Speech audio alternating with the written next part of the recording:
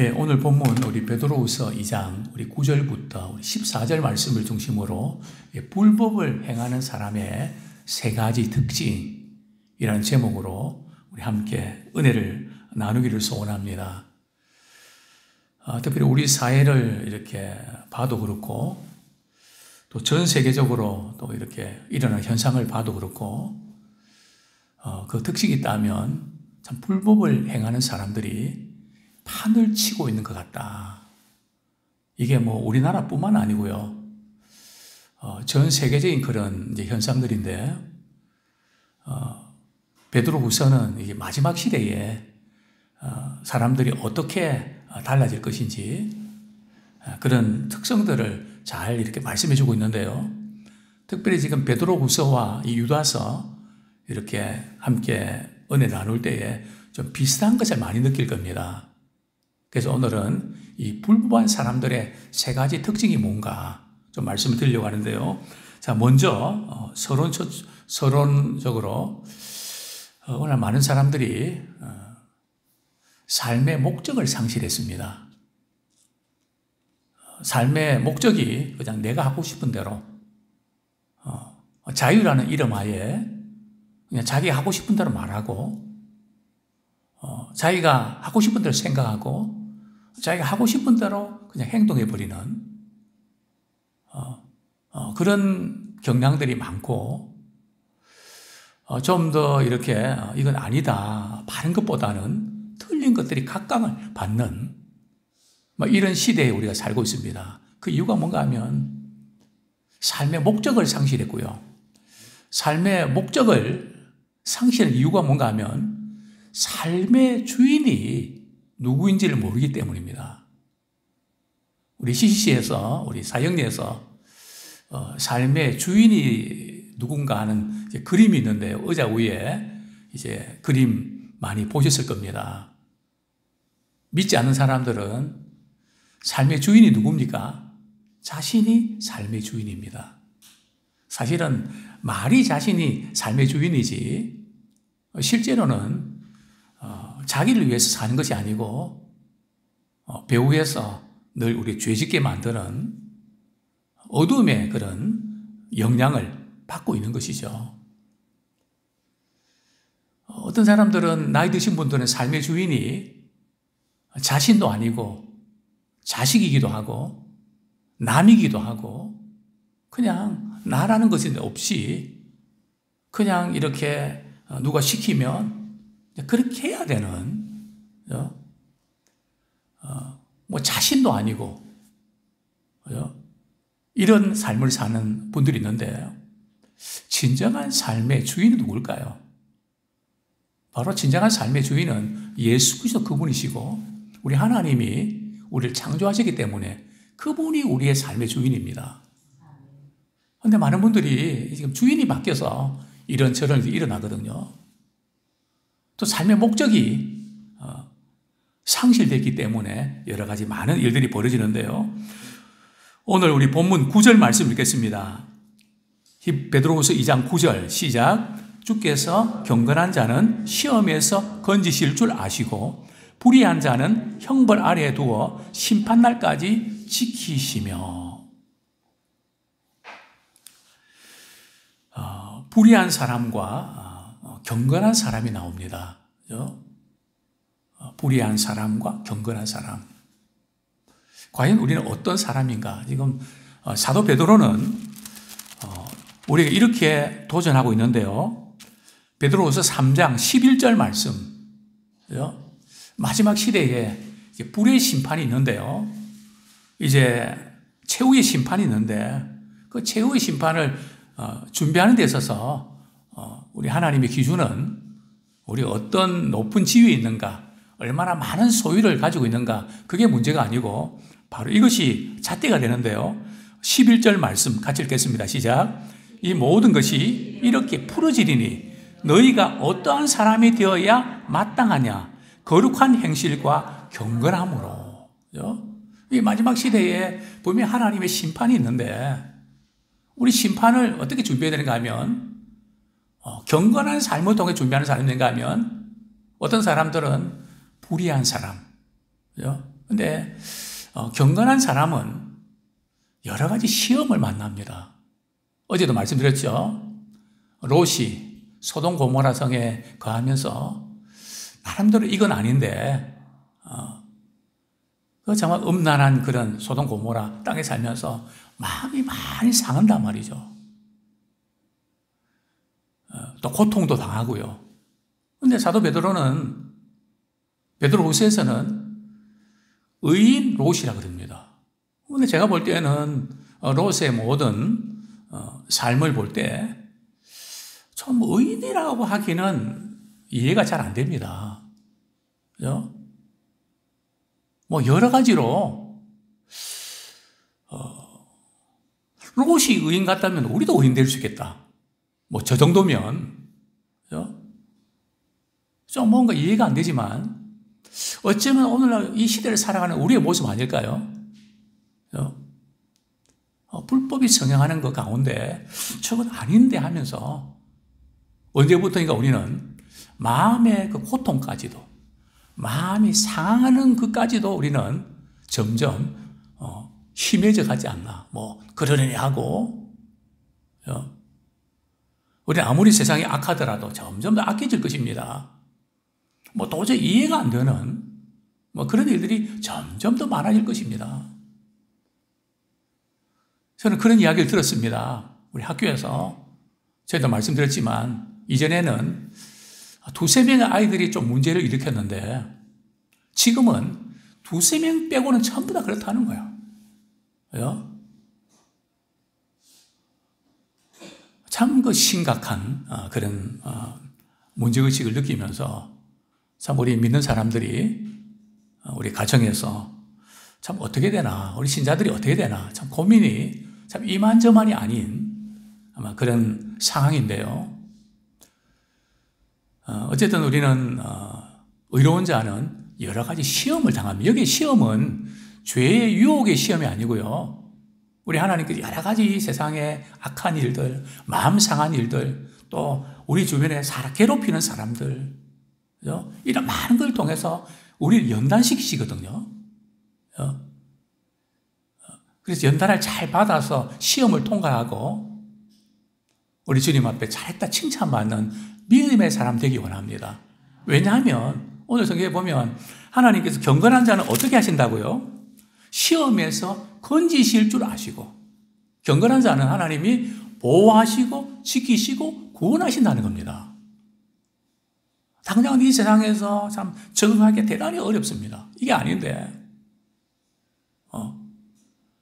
저도 이전에는 이렇게 좀 잘못된 어떤 것들 보면 참지 못하고 분노하고 막 그렇게 어떻게 이럴 수가 있냐 이렇게 했지만 언제부터인가 사실은 그럴 필요가 없다 하는 생각을 하게 됩니다.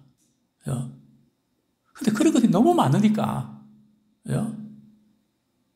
뭐 일일이 고치려고 이렇게 하면 안 될 것 같은 참 이런 시대에 살면서 우리는 붙잡아야 될 것은 바로 하나님께서는 우리가 어떤 사람들이 마땅하냐 주의 말씀에 순종하면서 기도하면서 경건한 자로서 마지막 시대에 우리가 이렇게 우리 삶의 태도를 늦추지 말고 계속해서 주님을 닮아가는 그런 삶을 살기 원합니다. 뿐만 아니라 불의한 자는요. 불의한 자는 잘 되는 것 같습니다. 언제부턴가 우리 사회가 불의한 자가 그냥 쥐고 있고 불의한 자가 행세하고 있고 이게 지금 거꾸로 돌아가는 이 가치관의 혼돈 시대에 우리가 살고 있는데요. 그러나 우리가 그것 때문에 마음 아파할 것이 아니라 성경은 말씀합니다. 그들은 어디 아래에 있다고요? 형벌 아래에 있다는 거죠. 그리고 최후의 심판에 반드시 하나님 심판하시고 멸망시키시는 그래서 항상 우리는 과정도 중요하지만 결과를 보면서 우리가 달려가기 원합니다. 뭐 이렇게까지 했는데 뭐 이럴 필요가 뭐가 있나 우리가 이런 얕은 생각하지 말고 그죠? 속상한 거 참 많이 있지만 그죠? 마지막 날 주님 앞에 설 때 공의로운 그 심판대 앞에서 그분이 판단하십니다. 그죠? 그 약속을 붙잡고 우리가 나가는 우리가 되기 원합니다. 그럼 불구한 사람들의 세 가지 특징이 나오는데요. 그 특징이 뭘까요? 첫 번째 특징은 우리 10절에 보면 특별히 육체를 따라 더러운 정욕 가운데서 행하며. 그죠? 첫 번째 특징은 정욕입니다. 그죠? 여기에 정욕은 성적인 타락이죠. 자, 두 번째 특징이 뭘까요? 주관하는 일을 멸시하는 자들에게. 주관하는 이들은 결국은 이 세상을 주관하는 분은 하나님이시죠. 하나님을 의식하지 않고 막 함부로 말하고, 막 대들고 거슬리고 이런 바로 이 교만입니다. 이 교만은 권위를 부정하죠. 오늘 우리의 가장 큰 문제는 가정에서부터 부모의 권위가 안 세워지고, 부모가 자녀들을 따라가는, 이건 안 돼 하면 따라와야 되거든요. 그런데 그렇게 안 돼 해서 그게 먹힙니까? 물론 먹히는 가정도 있지만, 뭐 가정 그렇지, 학교 그렇지, 뭐 그냥 이 부분 권위가 무너지면서 그것은 결국은 교만입니다. 항상 교만을 부추기는 것은 바로 어둠의 영이죠. 권위를 타락한 천사들이 하나님같이 되려고, 또 우리도 말이죠, 하나님같이 자꾸 되라고 부추기는, 그게 이제 죄의 뿌리잖아요. 자, 세 번째가 뭡니까?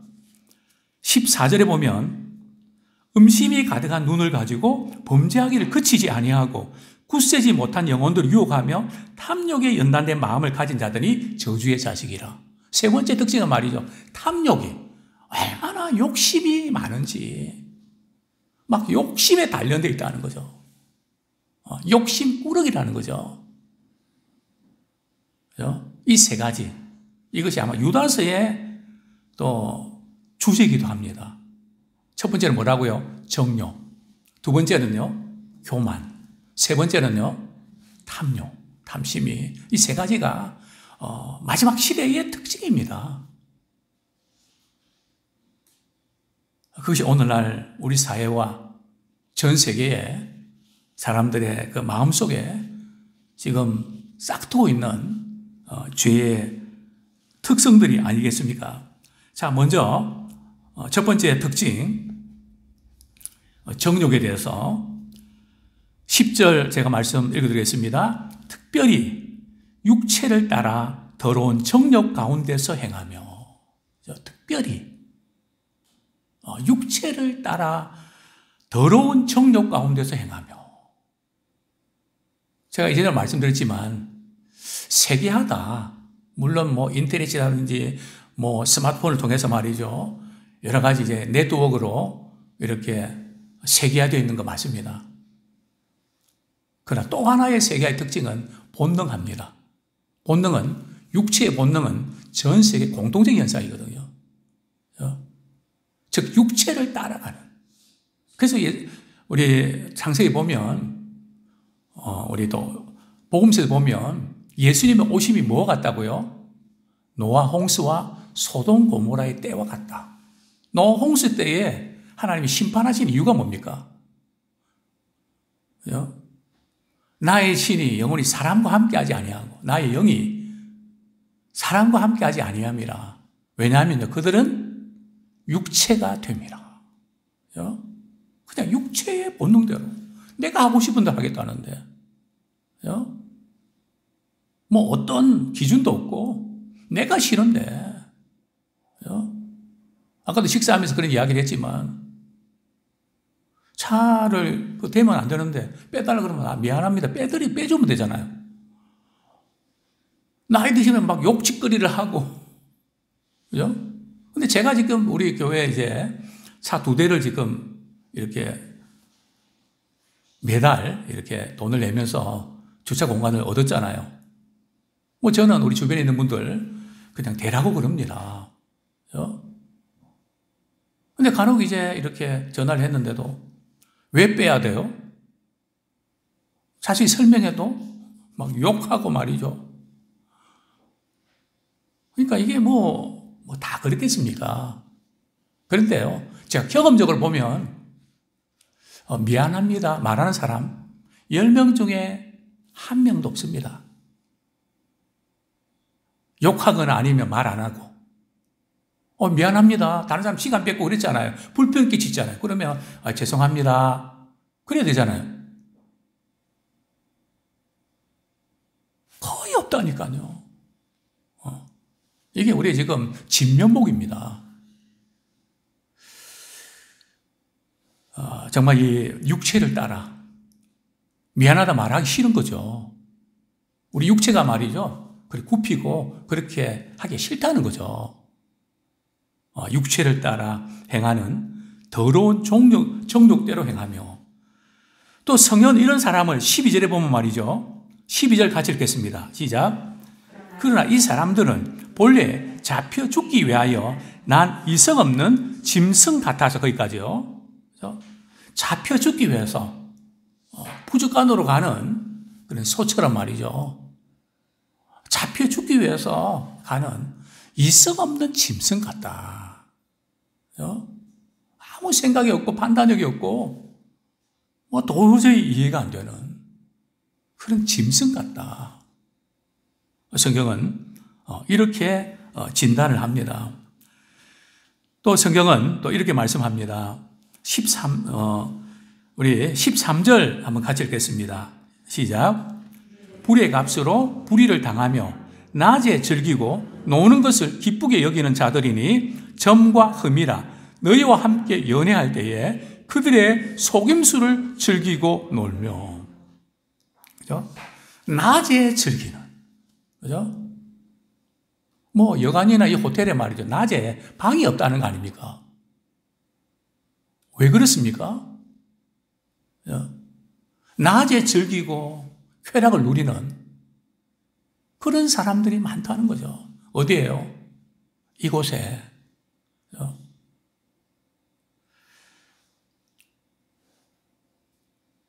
또한 14절에 보면 어떤 눈요? 음심이 가득한 눈을 가지고, 그죠? 음심이 가득한 눈을 가지고, 마음이 굳세지 못한 사람들을 이렇게 유혹하는 이런 그 상황들. 그렇습니다. 육체를 따라 이렇게 살아가는, 정욕대로 살아가는 것이 이 시대의 특징인데요. 자, 두 번째 특징이 뭘까요?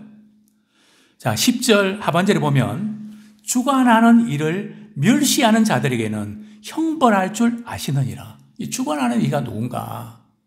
그죠? 여기 주관하는 이는 우리 하나님이죠. 하나님이 역사를 주관하시고 운행하시고 섭리하시는 분이시죠.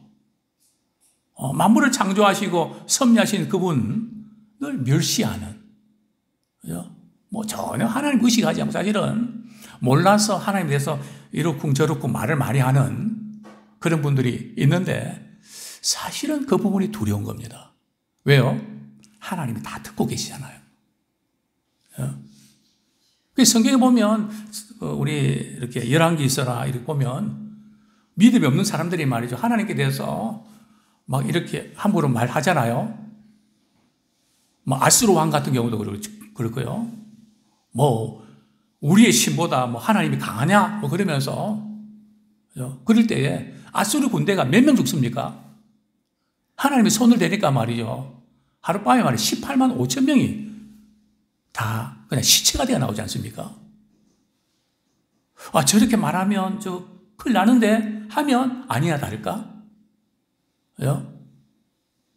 정말 물론 우리가 믿음이 약해서 또 약한 소리도 할 수 있습니다. 그러나, 하나님에 대한 그 권위, 그분을 창조주로 인정하는 이 부분까지도 그냥 오버하면 무서운 거라는 거죠. 저는 목회하면서 그런 걸 많이 경험합니다. 아주 나중에 뒷감당 어떻게 하려고 저렇게 말을 하지? 심지어 미움도 말이죠. 뭐 어느 정도는 미워할 수 있는데 그게 지나치게 말이죠. 막 그렇게 하잖아요. 그러면 겁이 납니다. 하나님이 그냥 안 두실 텐데. 제가 말은 하지 않지만 성경 속에 나타나는 하나님 어떤 분인지 우리는 다 알 수 없지만 조금은 알잖아요. 막 그냥 오늘 우리 사이가 그렇지 않습니까? 주관하는 일을 멸시하는. 제가 아는 어떤 분의 교회는 코로나 때 말이죠. 예배 드리는 것을 못 드리게 하니까 아마 바른 이야기를 하셨는 것 같아요. 그때부터 구청에서 경찰서에서 와서 고소 고발 들어가고 말이죠. 그 목사님이 혈압으로 쓰러지셔갖고 지금 뭐 거의 설교를 못할 정도로 코로나 이후에 60%가 교인이 빠져나갔다 그러는 겁니다. 참 이런 저런 많은 그 부분들 참 우리가 이렇게 보게 되는데요. 근데 성경은 이렇게 말씀합니다. 주관한 일을 멸시하는 자들에게 형벌할 줄 아시느니라. 그 듣고 하나님께서 형벌한다. 우리 믿는 자들이 잘못하면 징계하지만 하나님 알지 못한 자들은 형벌을 한다는 참 무서운 표현을 쓰고 있는데요. 자, 이들은 당돌하고 자긍하며 떨지 않고 영광 있는 자들 비방하니요. 여기에 이들은 누굴까요? 성경은 이제 대명사를 잘 이렇게 간파하셔야 됩니다. 이들이 누굴까요? 예, 거짓 선지자들과 거짓 교사들 가리킵니다. 거짓 교사들이 말이죠. 그랬거든요. 주관을 멸시하고 조롱하고 그들이 정욕 가운데 행하고 당돌하다는 거죠. 담대하다는 거죠. 뭐 그냥 모르고 말이죠. 그런 정도가 아니라 뭐가 너무 당돌하게 말이죠. 그렇게 말을 한다는 거죠. 스스로 말이죠. 자기 긍지가 대단하고요. 떨지도 않는다는 겁니다. 마귀가 말이죠. 하나님 앞에서 떨까요? 안 떨까요? 귀신들이 말이죠. 하나님 앞에서 떨까요? 안 떨까요?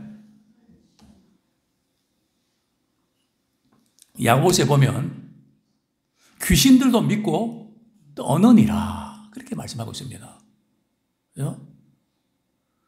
또 예수님이 지나가실 때에 귀신 들린 사람이 말이죠. 뭐라고 이야기합니까? 나를 떠나소서. 귀신들도 떠는데 이 거짓 교사들은 말이죠. 그게 얼마나 잘못된 걸조차도 모르고 함부로 말하고 비방하고 멸시하고 말이죠.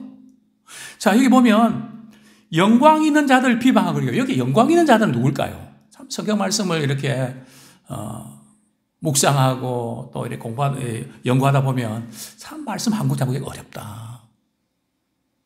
여기 영광 있는 자들이 누굴까요? 예, 우리 유다서 1장 8절. 지금 베드로후서와 유다서가 지금 많이 연결되어 있는데요. 한번 보겠습니다. 뒤쪽에 있죠. 예, 유다서 1장 8절. 같이 한번 읽겠습니다. 시작. 그러한데 꿈꾸는 이 사람들도 그와 같이 육체를 더럽히며 권위를 업신여기며 영광을 비방하는도다. 자, 그 영광을 비방하는도다 할 때 우리 9절 말씀과 연결되어 있습니다. 같이 읽겠습니다. 시작. 천사장 미가엘이 모세의 시체에 관하여 마귀와 다투어 변론할 때에 감히 비방하는 판결을 내리지 못하고 다만 말하되 주께서 너를 꾸짖으시기를 원하노라 하였거늘. 여기에 영광 있는 자들은 미가엘과 함께 그의 천사들을 가리킵니다. 사실 성경에서 미가엘 그 천사는 대단한 천사이거든요. 능력이 있고 아주 강한 천사인 것을 우리는 보게 되는데요. 우리 요한계시록 12장 7절에 보겠습니다. 미가엘과 그 천사들과 용과 말이죠. 악한 천사들이 전쟁을 하게 되죠. 그래서 전쟁에서 지고 말이죠. 땅으로 내쫓김을 당하는 것을 우리가 보게 되죠. 자, 유다서 1장 9절 말씀 같이 읽겠습니다. 시작. 예, 요한계시록 죄송합니다. 예, 요한계시록 12장 7절 8절 시작. 하늘에 전쟁이 있으니 미가엘과 그의 사자들이 용과 더불어 싸울세 용과 그의 사자들도 싸우나 이기지 못하여 다시 하늘에서 그들이 있을 곳을 얻지 못한지라. 그래서 이제 땅으로 내쫓기는 거거든요. 자세한 것은 우리가 요한계시록 강의 때 좀 말씀을 드리려고 합니다. 이제 그만큼 미가엘과 그 함께 있는 천사들은 대단히 막강한 그런 힘과 권세를 가진 자죠. 그런데도 이제 모세 시체와 더불어서 말이죠. 이제 변론을 합니다. 도대체 무슨 변론인가? 제가 보니까 이제 아마 이런 내용, 성경에 나와 있지 않는데요. 모세가 지금 애굽에서 동족들을 이렇게 해방시키기 위해서 한 사람을 쳤잖아요. 그러니까 살인자니까 내가 뺏어가야 된다. 뭔 소리냐? 모세는 하나님의 종인데 이 부분 가지고 변론했다 했는데 하여튼 자세한 부분은 성경이 없으니까요. 어쨌든 그 부분에 대해서도 서로 논쟁하면서도 미가엘 천사도 다른 천사들에게 말이죠. 고소하거나 비방하지 않았다는 거죠. 그런데 어떻게 하나님을 비방하고 그렇게 정죄하냐? 왜 권위를 그렇게 무시하냐? 이 부분, 그것이 교만이다 하는 것을 다루고 있는데요. 자, 이제 마지막으로 세 번째 특징이 우리 탐욕인데요. 먼저 우리 13절 한번 같이 13절, 14절 같이 읽겠습니다. 시작. 불의의 값으로 불의를 당하며 낮에 즐기고 노는 것을 기쁘게 여기는 자들이니 점과 흠이라. 너희와 함께 연애할 때에 그들의 속임수로 즐기고 놀며 음심이 가득한 눈을 가지고 범죄하기를 그치지 아니하고 굳세지 못한 영혼들을 유혹하며 탐욕에 연단된 마음을 가진 자들이니 저주의 자식이라. 이게 분명한 것은 그들이 불의의 값으로 말이죠. 불의를 당한다. 이게 반드시 하나님께서 불법을 행하는 사람에 대해서는 하나님께서 심판하신다는 거죠. 그냥 넘어가는 것 같고, 잘 되는 것 같고, 그런 것 같아도 반드시 하나님께서는 형벌 아래 두시고 마지막 날 심판에서 공의로 갚으신다는 거죠. 이 마지막에 우리 그 특징은 이제 탐욕인데요.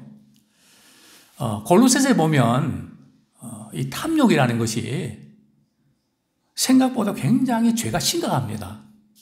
그 중에 하나가 또 거짓인데요. 우리 한국 사람들이 거짓말하는 것에 대해서 굉장히 가볍게 여기는 경향이 있습니다. 그래서 성경적으로 말이죠. 거짓의 아비가 누굽니까? 마귀잖아요. 그러니까 우리 사회에 지금 이 거짓의 영이 너무 강하다. 저는 늘 그 부분을 기도합니다. 하나님, 오늘도 기도하겠지만 이 땅에 분열의 영, 거짓의 영, 음란의 영이 떠나게 해주소서. 떠나게 해주십시오. 이게 너무 강합니다. 어쨌든 이 탐욕, 성경에서 이 탐욕은 우상숭배거든요. 이 죄는 굉장히 큽니다. 십계명에서도 말이죠. 뭘 탐하지 마라. 이렇게 할 때 그 탐심을 여는 것들이 모든 거 다 연결됩니다. 다른 계명하고. 그래서 성경은 뭐라고 이야기하면 탐심은 우상숭배. 하나님이 가장 싫어하시는 것이 바로 우상숭배 아닙니까? 탐욕에 연단된, 그래서 탐심에 연단된 사람을 어떤 자식이라고요? 저주의 자식이다. 이 저주의 자식은 성경은 멸망의 자식이다. 이 연결시키고 있거든요. 그만큼 정말 우리가 이 세상을 살아가면서 우리도 모르게 탐욕에 연단된 마음, 철저하게 주님 앞에 십자가에 못 박고 정과 욕심을 십자가에 못 박고 이제는 예수님과 함께 살고 예수와 함께 죽는 경건한 삶을 우리가 결코 살아내는 우리 모두가 되기를 축원합니다.